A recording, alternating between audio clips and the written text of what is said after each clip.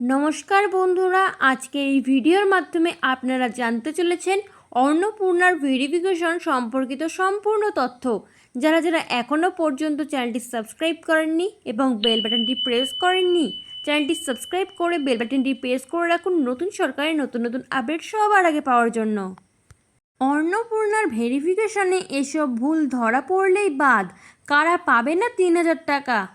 অন্নপূর্ণা ভাণ্ডারের ভেরিফিকেশন শুরু হয়েছে। আগামী ১ জুন থেকে প্রতি মাসে ৩,০০০ টাকা করে পাবেন এই রাজ্যের মহিলারা। তবে সকলে এই টাকা পাবেন না।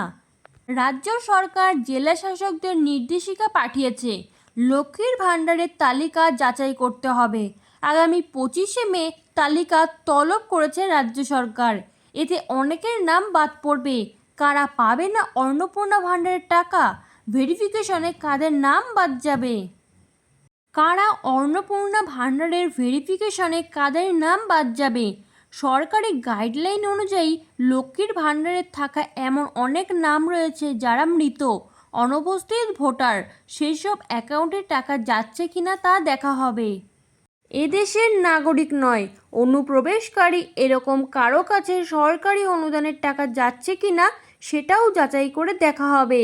এছাড়া কেন্দ্র বা এই রাজ্য সরকারের অধীনে নিয়মিত বেতন, পেনশন সহ স্থায়ী সরকারি চাকরি, যে কোনো সরকারি উদ্যোগ, পঞ্চায়েত, পৌরসভা, লোকাল বডি, এই রাজ্য সরকারের সাহায্যপ্রাপ্ত শিক্ষা প্রতিষ্ঠানের শিক্ষক বা অশিক্ষক চাকরিরতদের তালিকা থেকে বাদ দেওয়া হবে। আয়কর দিলেও পাবেন না। ১ জুন থেকে এই সমস্ত মহিলাদের অ্যাকাউন্টে টাকা ঢোকা বন্ধ হয়ে যেতে পারে। যারা নতুন করে আবেদন জানাবেন, ভিডিও ও এসডিও ভেরিফাই করবেন। এরপর জেলা শাসকদের কাছে রিপোর্ট পাঠানো হবে।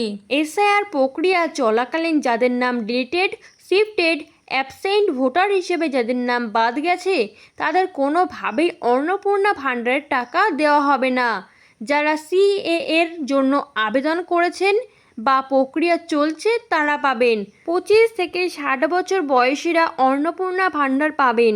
যারা যোগ্য তাদের নাম স্বয়ংক্রিয়ভাবে অন্নপূর্ণা ভাণ্ডার প্রকল্পে নথিভুক্ত হয়ে যাবে। আপনার নাম নথিভুক্ত হয়েছে কিনা কিভাবে বুঝবেন? আরও জানতে এবং নিউয়েস্ট আপডেট পেতে আমাদের চ্যানেলটি সাবস্ক্রাইব করে বেল বাটন প্রেস করে চ্যানেলটির সাথে যুক্ত থাকুন।